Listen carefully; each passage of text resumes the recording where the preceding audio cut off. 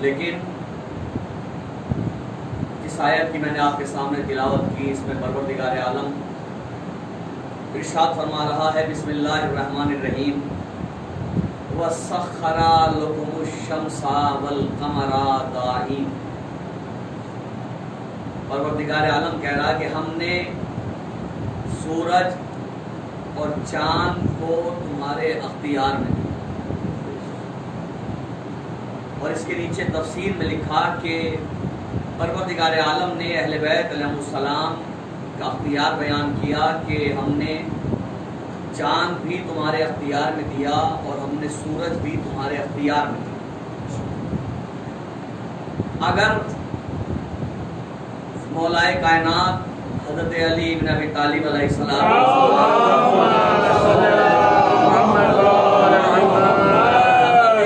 رسالت مآب صلی اللہ علیہ وآلہ وسلم دونوں اپنے اختیارات ظاہر نہ کرتے تو دنیا کو اس آیت کا مصداق نہ ملتا. پروردگار عالم نے کہا کہ ہم نے چاند بھی تمہارے اختیار میں دیا, ہم نے سورج بھی تمہارے اختیار میں دیا. اور کتنے مقامات ہے کبھی کہا وَسَخَّرَ لَكُمُ اللَّيْلَ وَالنَّهَارَ, ہم نے رات بھی تمہارے اختیار میں دی, ہم نے دن بھی تمہارے اختیار میں دیا. کبھی فرمایا وَسَخَّرَ لَكُمُ الْأَنْهَارَ, ہم نے تمام بہتی ہوئی نہریں تمہارے اختیار میں دی. چاند پر اہل بیت کا اختیار, سورج پر اہل بیت کا اختیار, دن پر اہل بیت کا اختیار, رات پر اہل بیت کا اختیار, نہروں پر اہل بیت کا اختیار, ہواؤں پر اہل بیت کا اختیار. تمام اختیارات اہل بیت علیہ السلام کو دینے کے بعد پروردگار عالم کہا وَسَخَّرَ لَكُمُ الشَّمْسَ وَالْقَمَرَ دَائِبَيْنِ, ہم نے سورج اور چاند تمہارے اختیار میں دیا. اس کے بعد مُسَخَّرَاتٌ وَالنَّجْمُ مُسَخَّرَاتٌ بِأَمْرِهِ, چاند, سورج, دن, رات, ہوا, پانی, سب کچھ اہل بیت کے اختیار میں دینے کے بعد پروردگار عالم نے کہا کہ سب تمہارے اختیار میں ہے لیکن ستارہ میرے اختیار میں. ہر چیز پر اہل بیت کا اختیار دیا اور دینے کے بعد کہا کہ ستاروں پر ہمارا اختیار ہے. وَالنَّجُومُ مُسَخَّرَاتٌ بِأَمْرِهِ, ستارے میرے ہی اختیار میں ہے. پروردگار جب چاند پہ اختیار دے دیا, سورج پہ اختیار دے دیا, رات پہ اختیار دے دیا, دن پہ اختیار دے دیا, بہتے ہوئے پانی پہ اختیار دے دیا, ہواؤں پہ اختیار دے دیا, کائنات کی ہر شے ان کے اختیار میں دے دی, تو معبود ستارے پر بھی اختیار دے دے. کہ نہیں, ستارے پہ اختیار نہیں دوں گا, ستارے پہ اختیار نہیں دوں گا, ستارہ میرے ہی اختیار میں رہے گا. اللہ جانتا تھا کہ ایک دن ایسا آئے گا جب میرے نبی کی بیٹی فاطمہ اس سن تک پہنچے گی کہ جب فاطمہ کے رشتے آنا شروع ہوں گے, جب جناب زہرا اس سن تک پہنچی اور سیدہ کے رشتے آنا شروع ہوئے تو ایک مرتبہ وحی کے پابند رسول نے کہا پروردگار میری بیٹی کے رشتے آ رہے ہیں, کیا کروں؟ آواز آئی ہے میرے حبیب جو بھی رشتہ لے کر آئے اس سے کہہ دینا اپنی بیٹی کا اس سے کروں گا جس کے دروازے پر ستارہ اترے گا. بیٹی کا اس سے کروں گا جس کے دروازے پر ستارہ اترے گا. اور ستارہ رکھا اپنے اختیار میں, ہر شے دی نبی کے اختیار میں, ستارہ رکھا اپنے اختیار میں. معبود جب ہر شے نبی کے اختیار میں دے دی تو ستارہ بھی اسی کے اختیار میں دے رکھا. نہیں, اگر ستارہ اختیار میں دے دیا تو کل کو اٹھ کر ملا یہ کہے گا کہ نبی کے اختیار میں تھا, علی سے محبت تھی, علی کے دروازے میں اتار دیا, علی سے محبت تھی, علی کے دروازے میں اتار دیا. ہر شے پہ اختیار دوں گا, ستارہ اپنے اختیار میں رکھوں گا تاکہ دنیا کو پتہ چل جائے فاطمہ سے علی کا رسول نے نہیں کیا, اللہ نے کیا ہے. صلوات پڑھے محمد.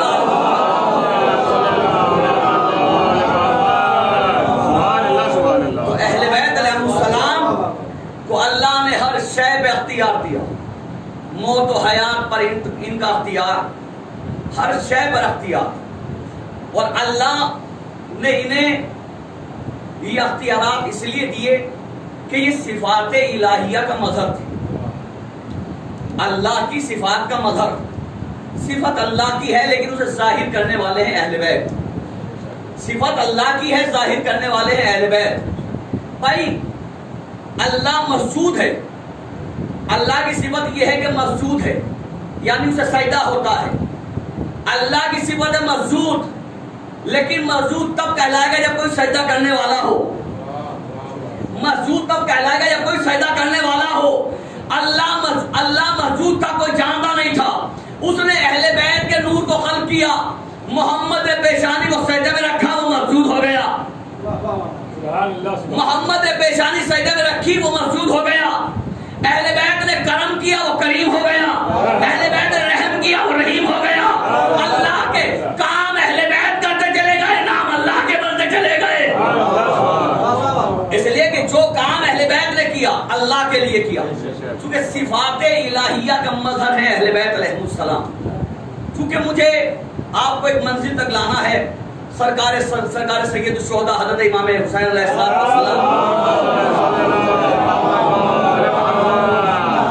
چند جملے میں اپنے آقا امام مظلوم کربلا کے حوالے سے آپ کی خدمت میں عرض کرنا چاہتا ہوں کہ تمام اختیارات اللہ نے اہل بیت علیہ السلام کے کو دیے، عطا کیے اور تمام صفتوں سے نوازا. کائنات میں جیسا اہل بیت کو بنایا کسی کو ایسا نہیں بنایا. جو مقام اور جو رتبہ اہل بیت علیہ السلام کو دیا وہ کسی کو نہیں دیا. اللہ نے اہل بیت کے نام اٹھائے. اب میں ایک فقرہ کہوں آپ کی خدمت میں اکثر اس بات کو کہتا ہوں اور یہ حقیقت ہے. ہر مومن اور ہر اہل بیت کا چاہنے والا اس بات کا اقرار کرے گا کہ لوگ کہتے ہیں قرآن قرآن قرآن. قرآن ہے کیا؟ قرآن ہے کیا؟ بہت بڑے عالم دین نے، بہت بڑے فقیر نے کہا کہ قرآن اہل بیت کی حسین اداؤں کا مجموعہ ہے. قرآن اہل بیت کی حسین اداؤں کا مجموعہ ہے. اس لیے کہ جو اہل بیت نے کہا وہ قرآن بنا، جو اہل بیت نے کیا وہ قرآن بنا. اہل بیت کرتے چلے گئے، قرآن بنتا چلا گیا. تو قرآن اہل بیت کی حسین اداؤں کا مجموعہ ہے. 350 آیات تو صرف مولا علی کی شان میں ہے قرآن مجید کا. 350 آیات مولا علی کی شان میں، جبکہ مولا علی کی شان میں مکمل کوئی ایک سورہ نہیں ہے. مولا علی کی شان میں، اکیلے کی شان میں کوئی سورہ نہیں ہے. سورہ محمد ہے، سورہ طہ ہے، سورہ یاسین ہے، سب کے سورے ہیں.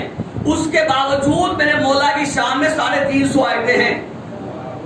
جبکہ کوئی سورہ اکیلے میرے مولا کے نام پہ نہیں ہے، اس کے باوجود 350 آیتیں ہیں. 350 آیتیں. قرآن میں علی کے نام کا سورہ نہیں. سورہ محمد ہے، سورہ طہ ہے، سورہ یاسین ہے، سورہ مزمل ہے، سورہ مدثر ہے، سورہ آل عمران ہے. یہ ہے شرم میرے مولا علی کا کہ سب کے نام کے سورے، سب کے نام کے سورے ہیں، میرے مولا کے نام کا سورہ نہیں. لیکن سورے نہ ہونے کے باوجود 350 آیتیں میرے مولا علی کی شان میں نازل ہوئی. 350 آیتیں مولا علی کی شان میں نازل ہوئی. اور یہ تو ایک فقرہ ہے جو میں نے کہا کہ علی کے نام کا سورہ نہیں، ورنہ سورہ آل عمران یہ علی کا سورہ، سورہ محمد یہ علی کا سورہ، سورہ مدثر یہ علی کا سورہ، سورہ مزمل یہ علی کا سورہ، سورہ یاسین یہ علی کا سورہ. اور سورہ یاسین تو قرآن مجید کا دل ہے. سورہ یاسین تو قرآن کا دل ہے. اور یہ قدرت کا نظام ہے کہ اللہ نے ہر حسین شے کو دل دیا. یہ قدرت کا نظام ہے کہ اللہ نے ہر خوبصورت اور حسین شے کو دل دیا. اسے بغیر دل کے نہیں رکھا، ہر شے کو دل دیا. اللہ نے پروردگار عالم نے کائنات بنائی اور کائنات بنانے کے بعد کائنات کا دل کعبے کو بنایا. اللہ نے کائنات بنائی، دنیا بنائی، بنانے کے بعد اس کا دل کعبے کو بنایا اور کعبے کو بھی بغیر دل کے نہیں رکھا. کعبے کا دل اللہ نے حجر اسود کو بنایا.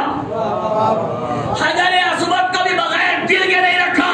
حجر اسود کا دل محمد کو بنایا. حجر اسود کا دل محمد کو بنایا. محمد کو بھی بغیر دل کے نہیں رکھا. محمد کا دل علی کو بنایا.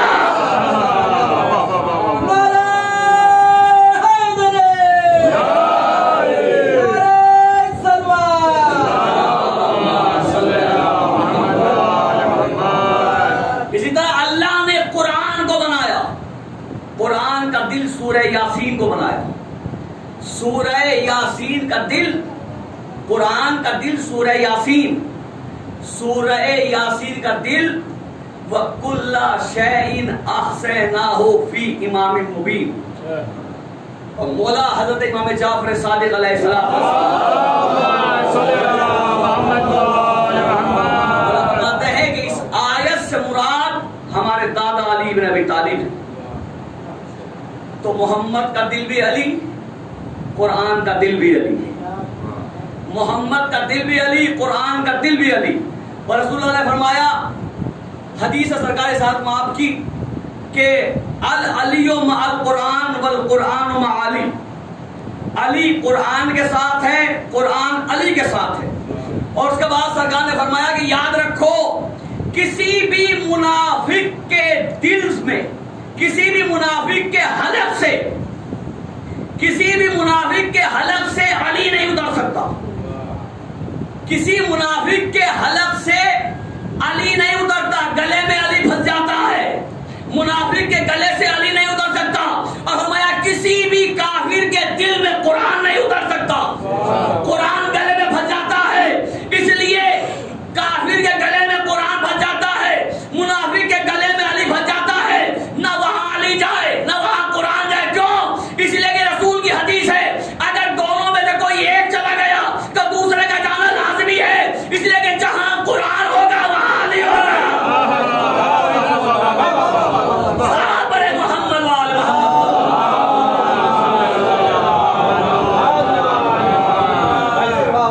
جہاں علی ہوگا وہاں قرآن ہوگا، جہاں قرآن ہوگا وہاں علی ہوگا۔ تو عجیب و غریب شخصیت ہے اہل بیت علیہ السلام کی، کوئی سمجھ نہیں سکتا۔ چونکہ مجھے سرکار حضرت سید الشہداء امام حسین علیہ السلام کے حوالے سے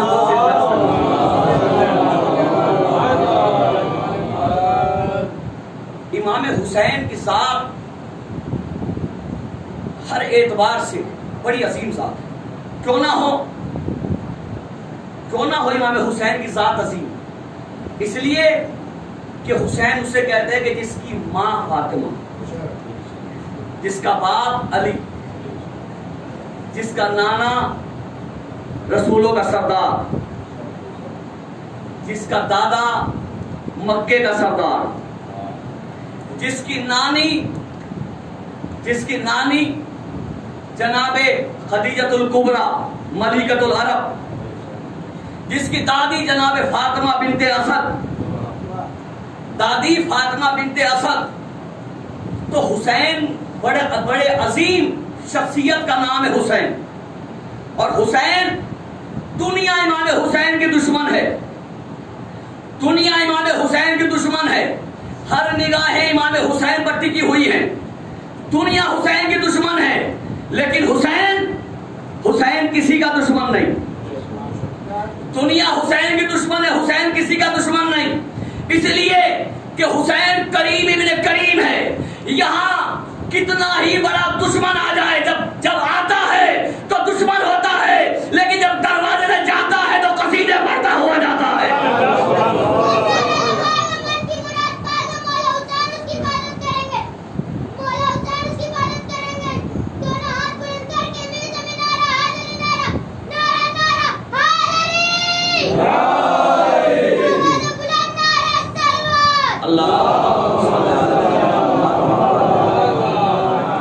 ایک عجیب و غریب امام حسین نے اس کائنات کے اندر مثال پیش کی۔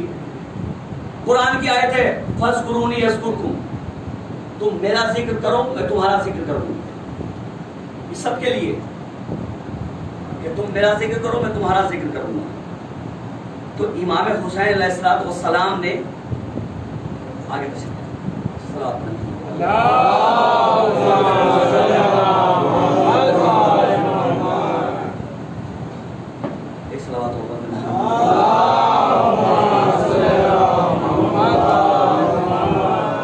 کیا فرمایا؟ فَاذْكُرُونِي أَذْكُرْكُمْ، تم میرا ذکر کرو میں تمہارا ذکر کروں گا، یہ آیت ہے۔ تو اللہ کا وعدہ جھوٹا تو ہو نہیں سکتا، اس لیے کہ اگر خدا نہ خواستہ اللہ کا وعدہ جھوٹا ہو جائے تو پھر وعدہ کس کا سچا ہوگا؟ اللہ نے کہا کہ تم میرا ذکر کرو میں تمہارا ذکر کروں گا. تو امام حسین نے تو کربلا میں ذکر خدا کر دیا اور ایسے حالات میں کیا کہ کائنات میں کوئی بھی اس حالت میں ذکر خدا نہیں کر سکتا تھا جس حالت میں امام حسین نے کیا.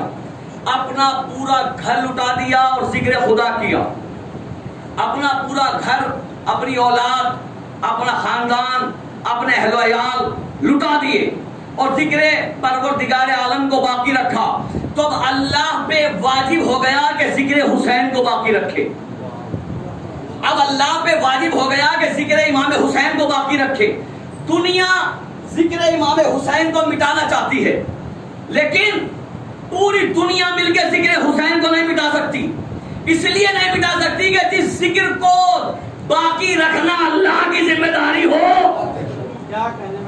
جس ذکر کو باقی رکھنا اللہ کی ذمہ داری ہو، اس ذکر کو کون مٹا سکتا ہے؟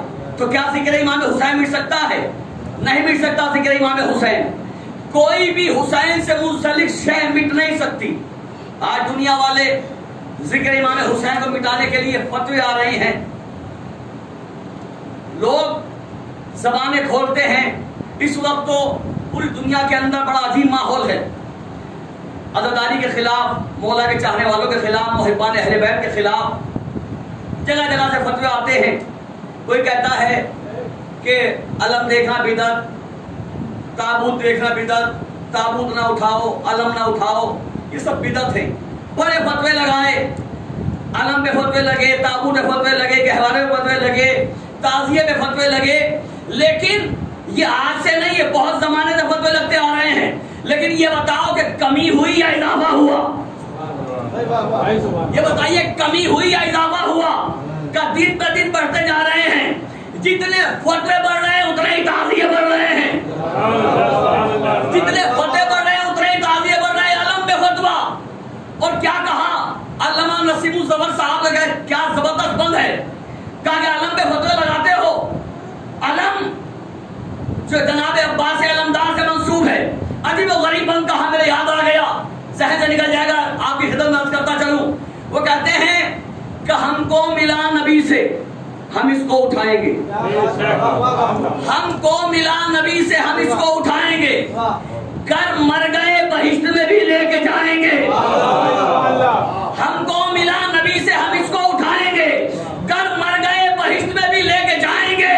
اور انبیاء کو اس کی زیارت کرائیں گے. رضوان کو قریب بلا کر بتائیں گے فتووں کی دھول اس کے پھریرے سے جھاڑ دے. عباس کا علم در جنگل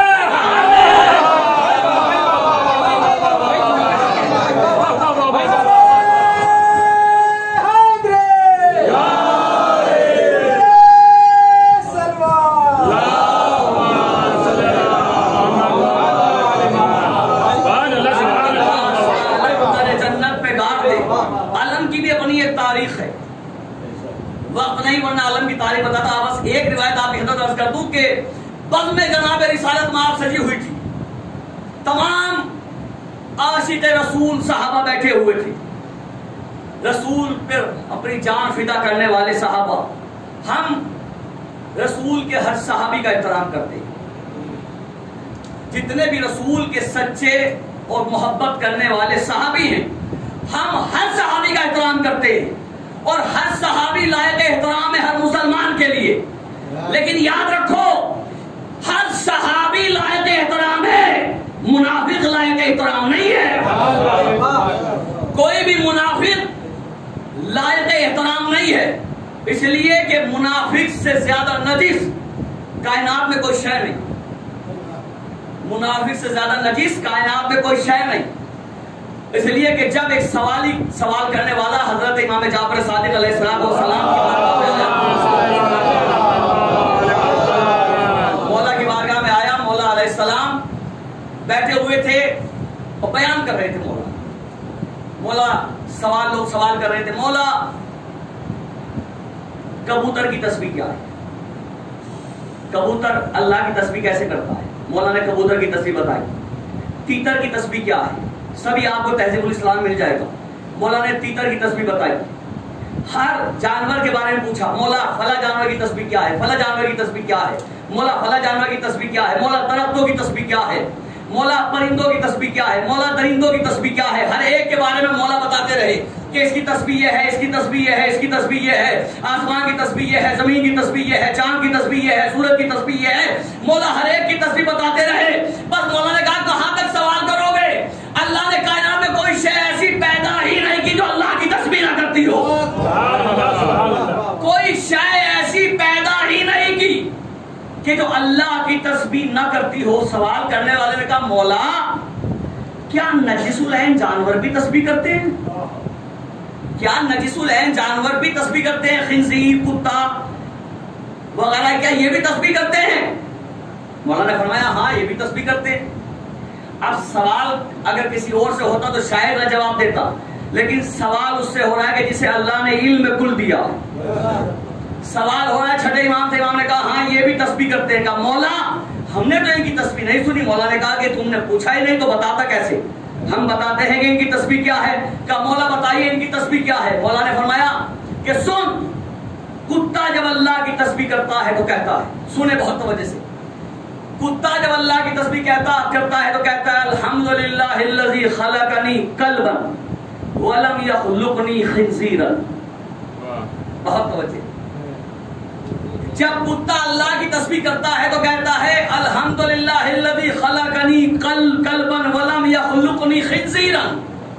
پروردگار تمام حمد و ثنا تیرے لیے ہے کہ تو نے مجھے کتا بنایا, خنزیر نہیں بنایا. آپ نے توجہ نہیں. کیا کہتا ہے کتا؟ پروردگار تیرا شکر ہے, حمد و ثنا تیرے لیے ہے کہ تو نے مجھے کتا بنایا, خنزیر نہیں بنایا. پوچھنے والے نے کہا مولا کتے کی تسبیح تو معلوم ہو گئی, خنزیر کی تسبیح کیا ہے؟ کتا کہہ رہا ہے کہ تو نے مجھے پروردگار حمد کتا بنایا, خنزیر نہیں بنایا. خنزیر کہتا ہے الحمدللہ الذی خلقنی خنزیرا ولم یخلقنی منافقا.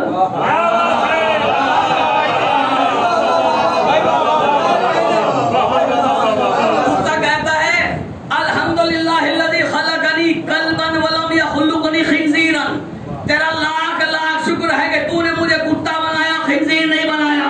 خنزیر کہتا ہے الحمدللہ الذی خلقنی خنزیرا ولم یخلقنی منافقا.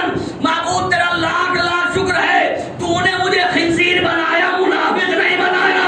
اب سمجھے منافق کتنا نجس ہے. منافق اتنا نجس ہے کہ خنزیر بھی منافق ہونا پسند نہیں کرتا. سلام پڑھے محمد وآل محمد.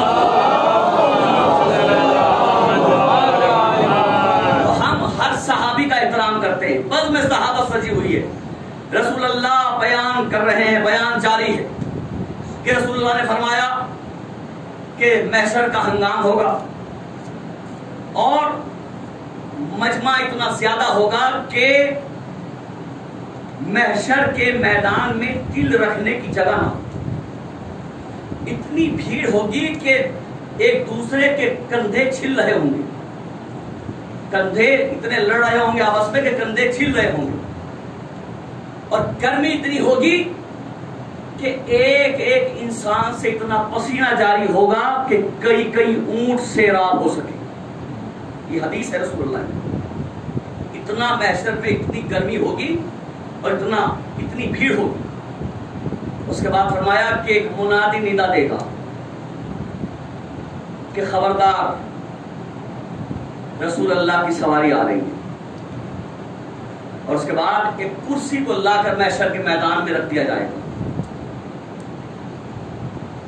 اور میں آ کر اس کرسی پر بیٹھ جاؤں گا. رسول اللہ کہہ رہے ہیں میں آ کر اس کرسی پر بیٹھ جاؤں گا اور میری کرسی کے پیچھے ایک جوان کھڑا ہوگا جس کے ہاتھ میں ایک علم ہوگا.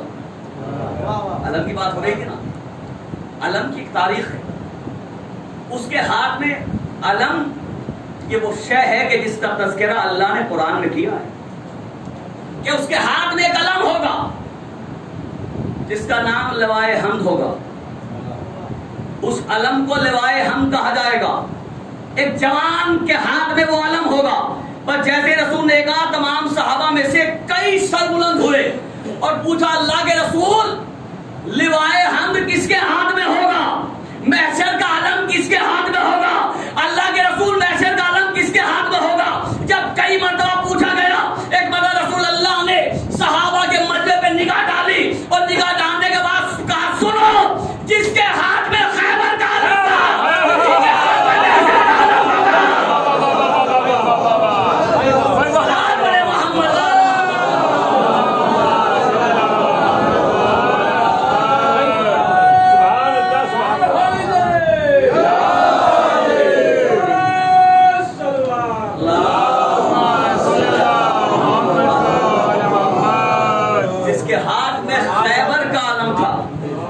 کے ہاتھ میں محشر کا علم ہوگا.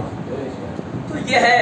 اب آپ سوچیں کہ کیا مقام ہوگا امام حسین کا, کیا عظمت ہوگی امام حسین کی, جس کے نانا اور جس کے بابا کا عالم یہ ہے.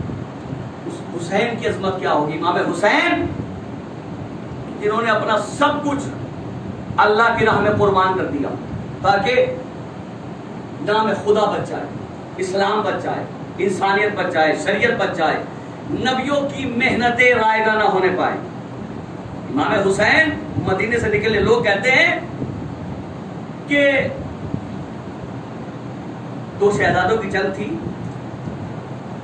خدا لعنت کرے ایسے افراد پر. 2 شہزادوں کی جنگ تھی اور کچھ کہتے ہیں کہ یزید جیت گیا, نعوذ باللہ امام حسین ہار گئے. جبکہ حقیقت یہ ہے کہ جیسے ہی حسین نے مدینے سے قدم نکالا یزید ہار گیا. بہت توجہ چاہتا ہوں, میں فضائل پڑھ رہا ہوں, مسائل نہیں. امام حسین کے فضائل پڑھنا چاہتا ہوں. جیسے ہی حسین نے مدینے سے قدم نکالا یزید فوراً ہار گیا. حسین کے قدم نکالتے ہی ہار گیا, اس لیے کہ یزید نے تخت پر بیٹھتے ہی والی مدینہ کو لکھا تھا کہ سب سے پہلے حسین سے بیعت لینا, سب سے پہلے حسین سے بیعت لینا, حسین کو مدینے سے نکلنے مت دینا, حسین کو مدینے سے نکلنے مت دینا. والی مدینہ میں خط آیا, امام حسین کو بلایا, لیکن نہ حسین نے بیعت کی نہ مدینے میں روک سکا کوئی حسین کو, نہ حسین کو کوئی مدینے میں روک سکا.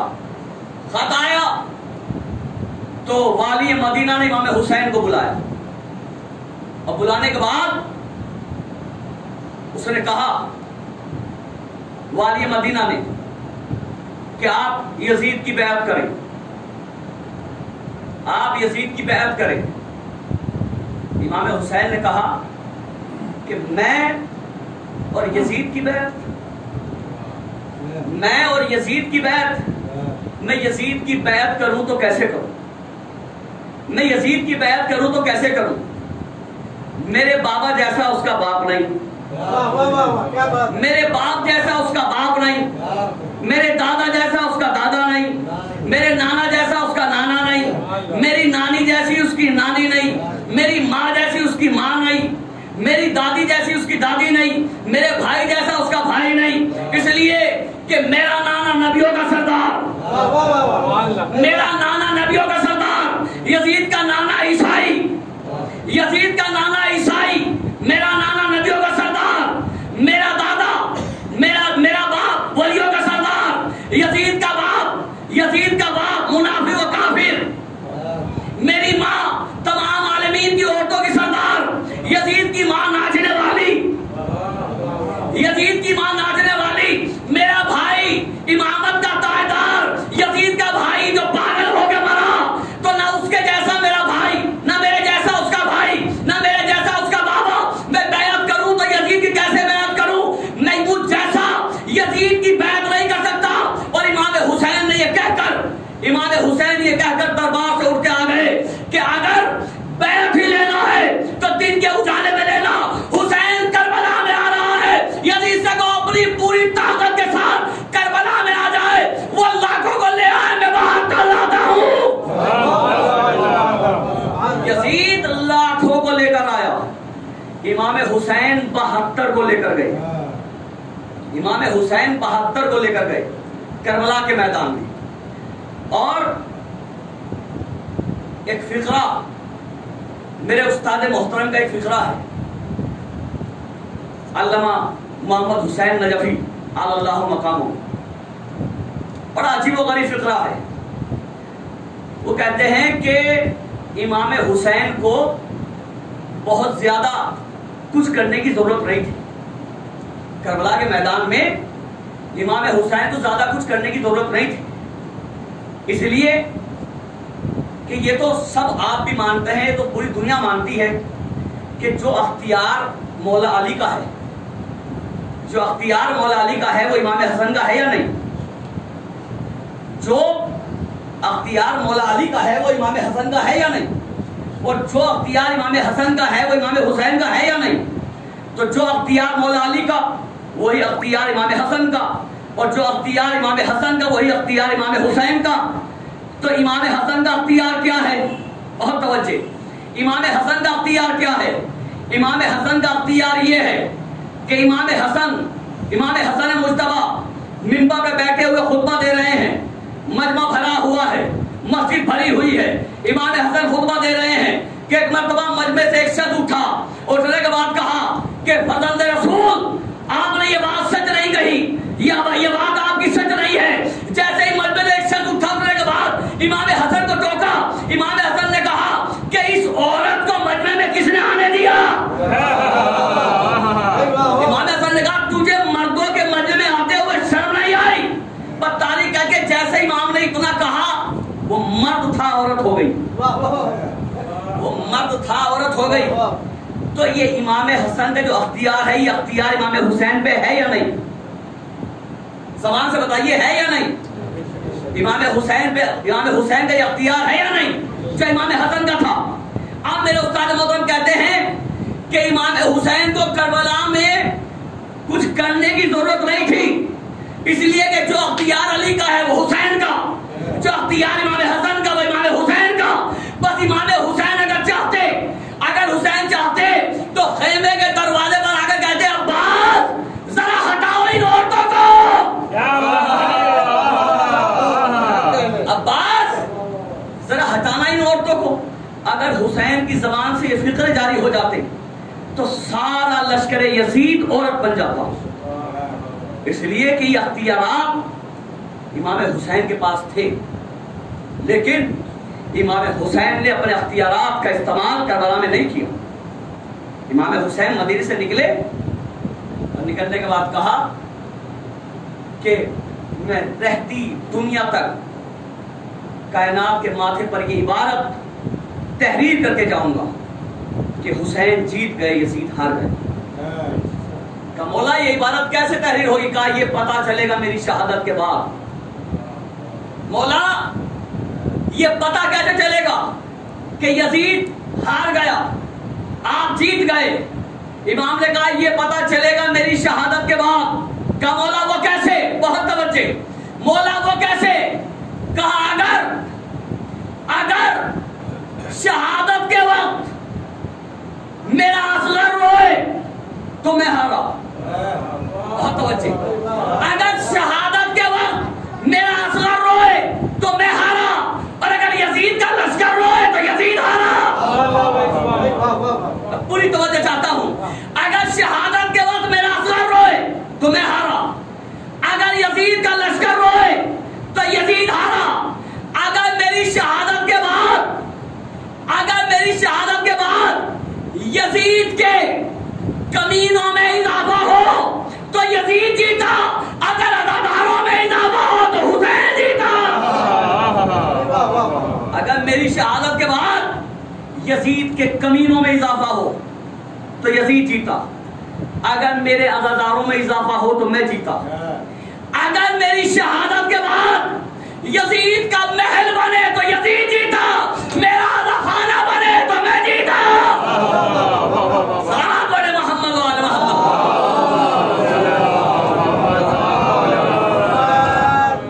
یہ امام حسین علیہ السلام کربلا کے میدان میں امام حسین نے یہ 72 کا لشکر نہیں تھا، بلکہ ایک میزان قائم کی تھی، ایک ترازو قائم کی تھی حق اور باطل کی، اور اس میزان پر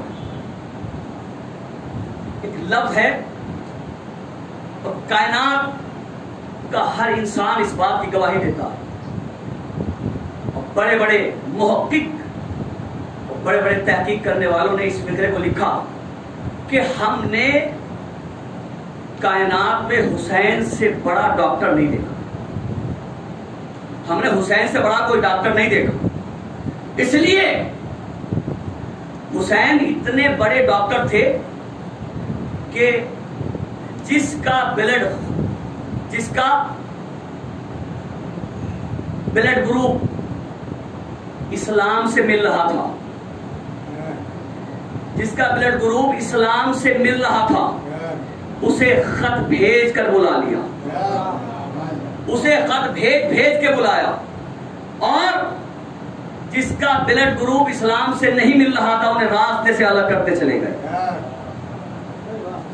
اور امام حسین کا یہ معجزہ آج بھی باقی ہے، آج بھی دائرہ شیعت میں وہی آتا ہے کہ جس کا بلڈ اسلام سے ملتا ہے، جو نہیں ملتا جس کا وہ دائرے سے خارج ہے۔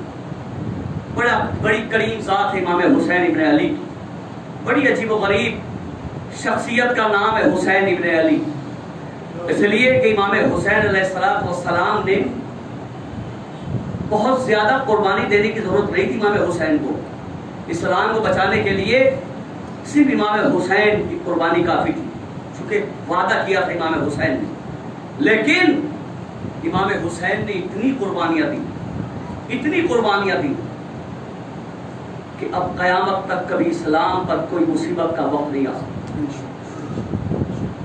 اور جتنا لہو اسلام کے لیے بہا وہ سب ابو طالب کا بہا۔ کہتے ہیں 18 بنی ہاشم، کربلا میں 18 بنی ہاشم تھے، عزیزان گرامی، جو 18 بنی ہاشم تھے، جنہیں 18 بنی ہاشم کہا جاتا ہے، یہ 18 بنی ہاشم بعد میں، پہلے 18 بنی ابی طالب، یہ سب ابو طالب کے بیٹے تھے۔ جو بھی اسلام کے لیے لہو بہا وہ ابو طالب کا بہا، مدینے سے لے کر کربلا اور کربلا سے لے کر کوفہ اور شام میں جتنا لہو بہا وہ امام حسین، امام جناب ابو طالب کا بہا۔ امام حسین کی حمایت میں تمام ابو طالب کے بچوں نے اپنی اپنی جانیں قربان کر دی۔ یہ شب شہادت جناب سکینہ بنت الحسین،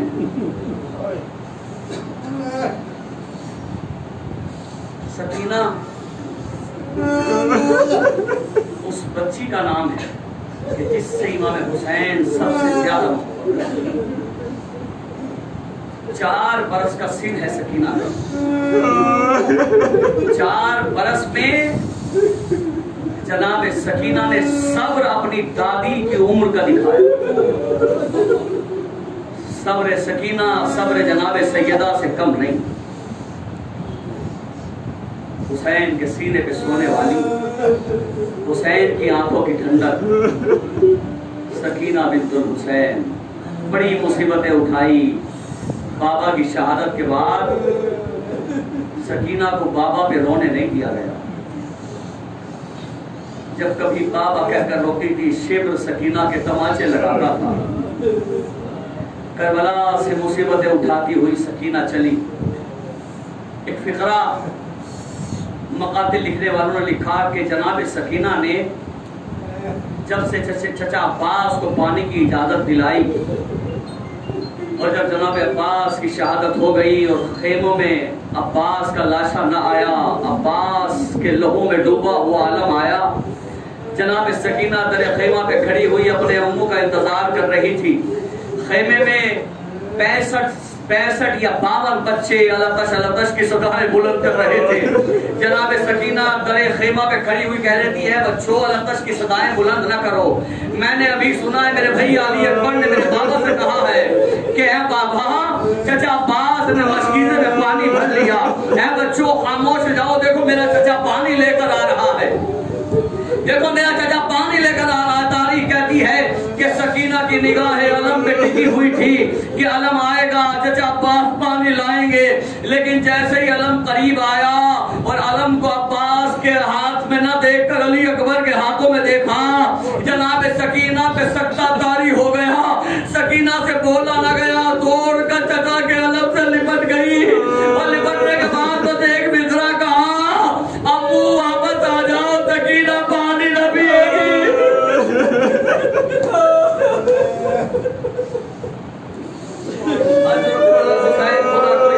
سوائے غم مظلوم میں کربلا کے، جناب سکینہ نے اس کے بعد پانی نہیں مانگا، پانی طلب نہیں کیا، اور یہی وجہ تھی، پانی نہ پینے کی وجہ تھی 4 برس کا سن، 4 برس کا سن، کم سے کم جو روایات کے اندر ہے، کم سے کم کربلا سے لے کر شام تک آنے میں اہل حرم کو 18 دن لگے، کم سے کم جس نے تاریخ لکھی ہے कम से कम 18 दिन, हालांकि ज्यादा दिन लगे, 18 दिन कम से कम राह में कभी सकीना ने पानी नहीं पिया, कभी पानी नहीं मांगा।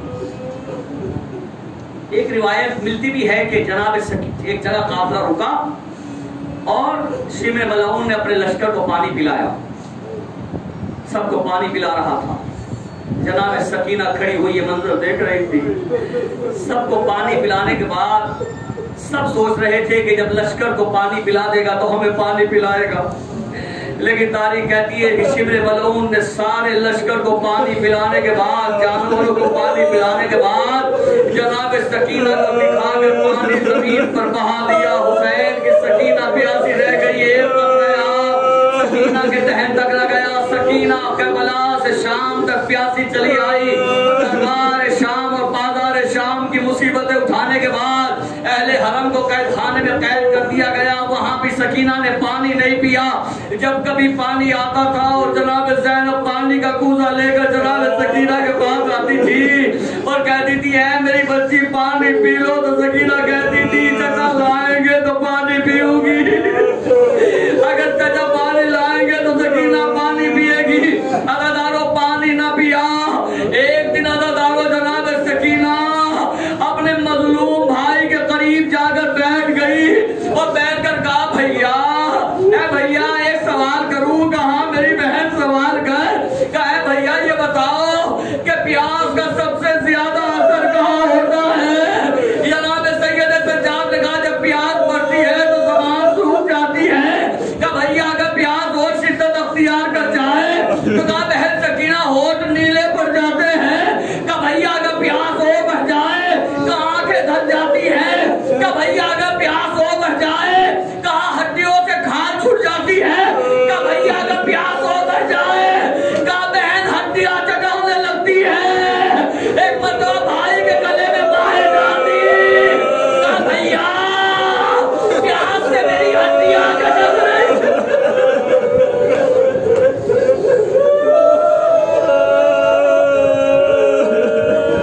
भैया प्यास की शिद्दत से मेरी हड्डियां चटक रही है। ऐ भैया जब मैं दुनिया से चली जाऊं तो मुझे किसी नर्म जमीन में दफना देना। अदादारो तारीख कहती है अपने बाबा को याद करके रोने वाली सकीना शबे शहादत जनाब सकीना अदादारो जनाब सकीना रात भर बाबा को याद करके रोती रही। रात भर सकीना रोई। तारीख कहती है सुबह नमदार हुई। एक मर्तबा शिमर मलऊन आया और आने के बाद शिमर मलऊन ने जनाब सैयद सज्जाद से कहा कि तुम्हारी बहन को दूसरे कैद खाने में कैद किया जाएगा। यजीद पूरी रात न सो सका। सकीना के रोने की आवाज महल तक जा रही थी। अदादारो जनाब सकीना को कैद खाने से निकाल कर जिंदान में कैद कर दिया गया। जमीन कैद खाने के अंदर एक और कैद खाना था तय खाने के अंदर कि जहां जनाब सकीना को कैद किया गया। न जाने कितने जीने उतरने के बाद ये कैद खाना था, लेकिन अदादारो रिवायत के जुमले हैं कि जब जनाब सकीना को ले जाया जाने लगा तो सकीना रोने लगी, बाप मैं भैया मैं इस जिंदान में न जाऊंगी। ऐ भैया मुझे अंधेरे से बहुत डर लगता है। ऐ भैया मैं अंधेरे से बहुत डरती हूँ, मैं जिंदान में न जाऊंगी। लेकिन अदादारो शिमर मलऊन न माना। सैयद सज्जाद ने कहा बहन सकीना मैं तुम्हारे साथ चलता हूँ। जनाब सैयद सज्जाद सकीना के साथ चले। जागे आगे शिमर मलऊन चल रहा है, जनाब सकीना को सैयद सज्जाद लेकर चल रहे हैं। अदादारो रिवायत के जुमले हैं जैसे ही दो सीने सकीना नीचे उतरी, उतरने के बाद कहा सैयद सज्जाद मेरे भैया सकीना को कुछ नजर नहीं आता। इतना अंधेरा था। दो सीने उतरने के बाद सकीना ने कहा भैया मुझे कुछ नजर नहीं आता। तीसरा सीना उतरने के बाद सकीना कहती है भैया मुझे मेरा हाथ नजर नहीं आता। अदादारो न जाने कैसे ये 4 बरस की बच्ची जिंदान में रही होगी। रात आई तो बाबा को याद करके रोई, की शिद्दत से रोई कि जिंदान की आवाज यजीद के महल में पहुंची। यजीद ने शिमर को बुलाया कि ये आवाज कैसी है, क्या तूने सकीना को जिंदान में कैद नहीं किया? कहा मैंने जिंदान में कैद لیکن سکینہ اپنے بابا کو اتنی شدت سے یاد کرتی ہے کہ زندان کی آواز آ رہی ہے کہ جاؤ جاؤ سکینہ کو اس کے بابا کا سر دے دو. ادادار و شبر ملعون امام حسین کا سر لایا. لانے کے بعد ادادار و قید خانے میں حسین کا سر آیا. جناب سکینہ کو سر دیا گیا. بابا کا سر اپنے سینے پہ رکھ کر سکینہ نے کہا بابا اے میرے بابا آنکھیں کھولو. اے بابا دیکھو آپ نے 4 برس کی ضعیفہ نہ دیکھی ہوگی.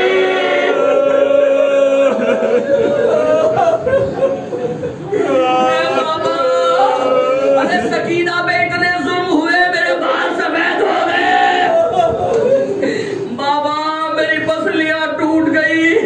اداداروں بین کرتے کرتے سکینہ کی آواز آنا بند ہو گئی. کچھ دیر کے بعد تاریخ کہتی ہے جناب زینب قریب گئی. اب جب جا کر جناب سکینہ کو ہلایا تو چیخ مار کر روئی ہے میرے لال سید سجاد. ارے قید خانے کی رونق رخصت ہو گئی. اداداروں کوہرام بقا ہو گیا. سید سجاد نے قید خانے میں قبر سکینہ کھودی. ارے کتنی مظلومی کا جنازہ تھا. ہاتھوں میں ہتھکڑیاں پاؤں میں بیڑیاں. ارے سکینہ کا لاشا اٹھایا قبر کے قریب آئے. قبر سے 2 ہاتھ نمودار ہوئے. اے میرے لال ارے لاؤ سکینہ کو میرے حوالے کرو. اے میری سکینہ بڑی مصیبتیں اٹھائی. تمہارا بابا لینے آ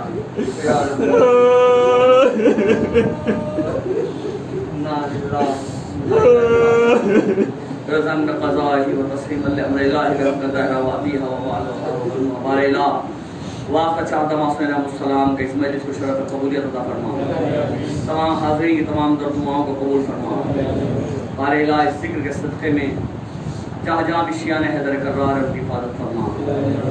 جتنے مومنین ذکر مظلوم کربلا کرتے ہیں مجلس سے عذاب وبا کرتے ہیں ہمارے الہ ان کے لیے حالات سازگار بنا تاکہ وہ ذکر کربلا کر سکیں.